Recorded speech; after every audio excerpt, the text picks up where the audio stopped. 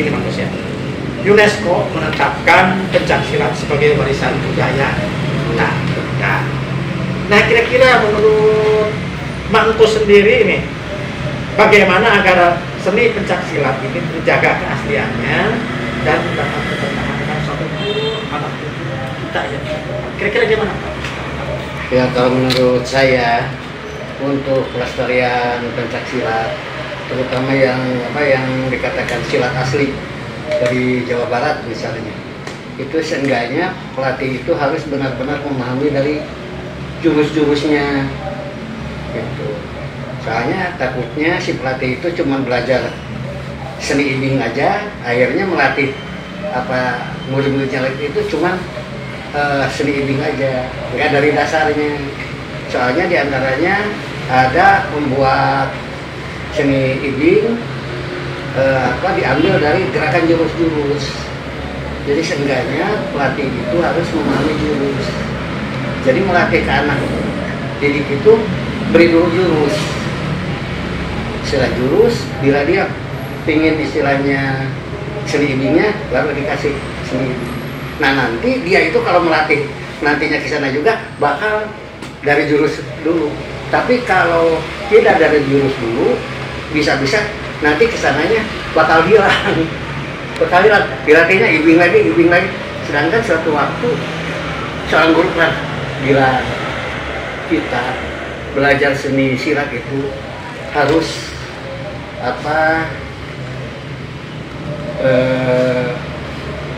tentu keturunannya katanya, baik gurunya, baik istilahnya segi bela dirinya. Misalnya saya belajar dari siapa nih? Misalnya dari Pak Loha. Pak Loha itu dari siapa? Misalnya dari Bapak Ardi, dari Bapak Guru Danu, dan sebagainya. Nah, jadi jelas keturunannya dan apa jurusnya. Nah, misalnya yang diajarkan ke saya dari Bapak Ardi, istilahnya Pak Loha itu memberikan jurus janjuran. Terus dari Bapak Guru Danu salah sama standar. Nah itu takut nanti katanya kalau ada yang nanyain, kamu itu belajar silat itu belajar jurus apa, dari siapa. Nah itu jadi kita itu punya teknik bela diri itu pencak silat khususnya kita itu jelas turunannya gitu. Nah, yang sekarang juga untuk ke sananya, kalau bisa pelatih itu jelek-jeleknya mengetahui jurusnya. Jadi memberi, misalnya saya mengajar sama belajar jurus Cikalong. Nah ini jurusnya. Jurus apa? Nah ini nanti pancang ditanya sama Pak Jenny juga, belajar apa di kampus itu? Saya belajar jurus Cikalong, mana jurusnya? Nah itu saya harapkan untuk kelanjutannya para pendidik, pengembang seni pencak silat, seni bela diri pencak silat, seharusnya yang mengajar itu yang jelek-jeleknya mengetahui satu jurus atau 2 jurus, 3 jurus gitu.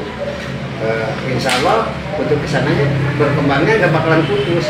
Tapi kalau misalnya pancang cuma belajar ibingnya saja, nanti melatih pancang misalnya bakal melatih ibing aja, gak bakal melatih, bisa-bisa jurusnya itu hilang. Nah seperti ya sekarang alhamdulillah silat itu sudah mendunia, diantaranya lah dari Garut, malah sudah ada yang berhasil jadi juara dunia itu di tingkat festival IPSI ya gitu. Tapi kalau istilahnya yang diajarkan misalnya keasliannya itu seni bela diri kita dari Jawa Barat, ya itulah jelek-jeleknya gitu harus mengetahui dasar-dasarnya. Jadi kita melatih murid yang akan datang itu bakal istilahnya dari dasar dulu gitu. Nggak langsung kalau istilahnya ngaji nggak langsung baca aja enggak, tapi kita belajar alif batasannya gitu. Malahan jurus-jurus itu adalah tadi menambah dari cerita Pak Haji Hendi, itu adalah dapat dikatakan satu alat, satu perabot, satu yang bisa istilahnya dipecahkan menjadi diciptakan semua satu iringan dari suatu musik, satu jurus itu bisa membuat satu iringan. Jadi malahan kalau dijebarkan sana, terus terang aja iringan itu hampir 70% 80% diambil dari jadi kalau si anak ini sudah mengalami tahu jurus, gak bakalan susah dilatihnya gitu, karena gerakannya itu kebanyakan perpanjangan dari jurus 1 misalnya, jurus 2 musiknya terus ke jurus 3, ke jurus 5, bisa ke jurus 7 akhirnya. Nah itu manfaatnya kita bagian dulu jurus sebagai melihat dunia persilatan Garut sekarang bagaimana? Apakah ada semacam prihatinan atau satu harapan yang bisa disampaikan? Ya alhamdulillah, kalau dengar sedikit diketahui perkembangan silat di Garut ini sekarang itu dapat dikatakan termasuk lebih berkembang. Cuman itulah yang tadi dibicarakan itu kebanyakan misalnya dalam seni juga itu mereka itu apakah memberi pelajarannya seperti yang tadi dibicarakan dari jurus dulu, terus baru istilahnya ibingan seninya gitu, tahu tuh itu ya, syukur-syukur istilahnya mereka itu melatih murid-muridnya itu seperti yang saya harapkan dari dasar dulu, istilahnya dari jurus dulu, baru istilah perkembangan ke paham, istilah usik kata Pak Haji yang tadi itu. Nah malahan ada kalanya kalau kita mengetahui jurus, mengetahui pahamnya, insya Allah bisa kita membaca ibingan orang lain. Maksud dan tujuannya, jelek-jeleknya ibingan orang lain itu bisa dibaca gitu. Seperti gerakan ibingan mereka itu ada kalanya kita bisa baca, oh maksudnya begini, karena kita sudah mengalami belajar jurus, belajar pahamnya gitu. Kalau Pak Haji sendiri harapan Pak Haji ke depan para stakeholder yang lain bisa memperhatikan lebih lagi ke dunia persilatan khususnya di Garut seperti apa? Ya, yang saya alami lah ya, saya 2 periode jadi ketua IMSI. Ya, Garut dari dulu juga bagus, terutama TGR-nya berprestasi ya, dari tingkat nasional ke SEA Games itu ya nanti ke dunia gitu ya. Nah, inilah kecuali di tanding memang kita agak melemah. Kalau dulu tahun 70-an tanding juga masuk nasional. Nah, itu kita itu terus terang aja kantor atau tempat latihan nggak punya. Kantor gitu ya, kantor IMSI di mana nggak punya. Dulu zamannya almarhum Pak Ikosim ini ya, saya masih di luar tuh, masih di ada ya tempat ini, masalah di mana Cirehung atau di Gamplang, saya bilang bagus nih ada IMSI gitu ya. Tapi ternyata ya itu bukan punya IMSI, ya punya pribadi ya. Setelah beliau nggak ada, pindah jadi nggak punya lagi. Zaman saya itu, nah kantor IMSI itu karena gitu saya di Airwin di Siliwangi atau di mana aja itu. Tapi sekarang pun sama. Pindah-pindah di Cijaki, sekarang pindah ke mana gitu, karena nggak punya gor aja, gor IMSI kita nggak punya. Sekarang kan ada yang gor Garut kebetulan, dulu kan nggak punya gor Garut nggak punya gor. Ya paling juga ada lah di Paguron ya, tempat latihan saya juga punya kecil tapi punya sendiri gitu misalnya. Nah itu jadi sekarang memang alhamdulillah Gubernur sudah sepakat, sudah MOU dengan IMSI juga bahwa Pancasila akan jadi modul ya di sekolah-sekolah. Nah kemarin dicoba tuh SMA dulu, sekarang nanti itu dari SD sampai SMA.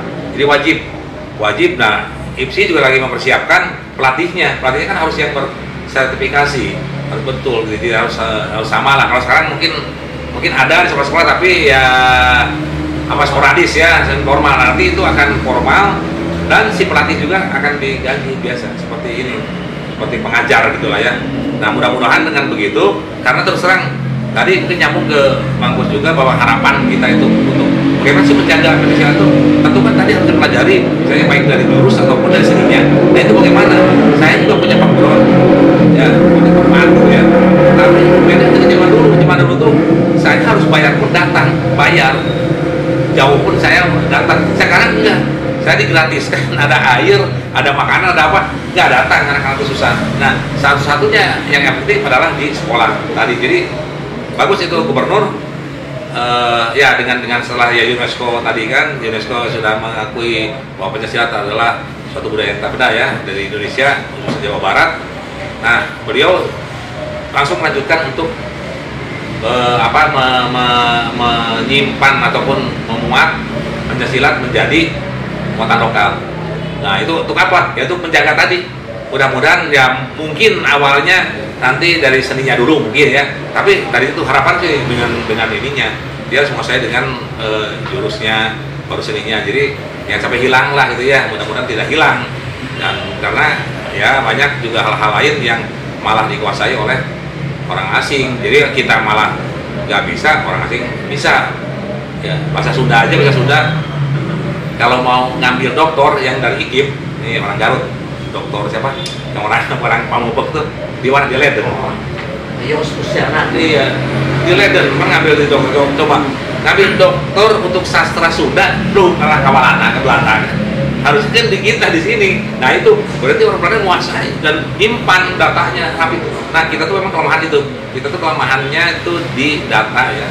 Data itu cuma katanya ini, katanya ngomong ini, tapi nggak punya data yang lengkap yang ya memang formal ya. Itu yang diakui mungkin oleh ini secara nasional gitu. Jadi memang ya mudah-mudahan sih tadi dengan adanya tadi muatan lokal Pancasila diwajibkan di sekolah-sekolah ya akan lestari lah ya si Pancasila itu. Nah itu Pemda itu yang mungkin nanti mau juga nambahin ya. Saya yang saya alami juga ya begitulah kurang. Saya menjadi ketua itu jadi ujung tombok. Istilahnya kalau di Pancasila kalau yang mau ngurusin silat termasuk Jawa Barat. Saya kan sekarang di Jawa Barat, tapi wakil ketua ya udah 2 periode. Jadi ya jadi ketua tuh ujung tombok. Kenapa? Ya masa harus memakai biaya sendiri. Ya itu apa lah demi itu ya hobi. Tapi kan harusnya ada dukungan lah dari pemerintah ya daerah. Oh iya nih silat tuh membawa nama baik, harum ini. Apalagi Garut. Garut tuh untuk silat itu adalah apa proud ya, harga diri. Jadi kalau pecah silat tuh kalau Garut ya udah dari ini dari di mana-mana tahu orang Garut bisa pecah. Nah kemudian seorang juga jadi juara harusnya. Ya dari pemerintah juga mungkin bisa lebih lah ya, apalagi sekarang punya prestasi jadi juara yang jelas kan, masanya berapa misalnya gitu ya, nanti mau patut diikut di nasional gitu. Jadi sampai saat ini ya terus terang aja mungkin agak kurang ya Mas, memperhatikan kurang dan mungkin banyak ujung tombok dari pengurus gitu ya. Tapi mudah-mudahan ke depan bisa lebih bagus lagi ya supaya lebih maju lah. Nah, sedikit nambahin itu tadi demi majunya apa dan lestarinya apa seni silat bela diri di kita.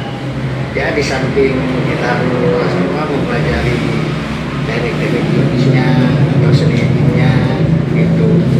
Di antaranya perlu juga dukungan. Udah jelas kalau dari pemerintah sih perlu benar perlu dukungan dari orang tua juga. Perlu dukungan. Kalau si anak didik tanpa dukungan dari orang tua ya seperti tadi kata Pak Haji tadi, ada kalanya di silat itu kita melatih itu nombok bukan istilah apa nih ya, apalagi saya sih nggak istilahnya mau apa usaha dari silat bukan ya, tapi kan ada kalanya dia itu sudah belajar jurus terus belajar ini, sudah belajar itu harus pakai gendang. Pakai gedang itu mengeluarkan biaya. Ada kalanya pajak nih, Pak pernah mengalami ya, istilahnya maaf nih, kita bukan istilahnya, enggak itu bukan ya, karena istilahnya kita sampai nombor untuk membayar nayaga, bukan gendang, bukan kompres, atau bukan bohong, itu ada lagi. Makanya dari itu, khususnya intern perguruan perlu benar-benar dukungan dari orang tua untuk memberi semangatnya, untuk berjalannya apa dia berlatih, untuk majunya mereka berlatih. apalagi ya dari pemerintah. Sepertikan dengar-dengar ya, ada juga kata yang dapat lah istilahnya sumbangan matras kayak seberangan gede sampai saya itu begitu kurang lebihnya. Pemirsa, sekian wawancara kami dengan tokoh dunia persilatan di Garut, Bapak Insinyur Haji Hendy Deni MT dan Mang Kus tadi. Sekian, terima kasih dan sampai jumpa lagi di acara yang lain.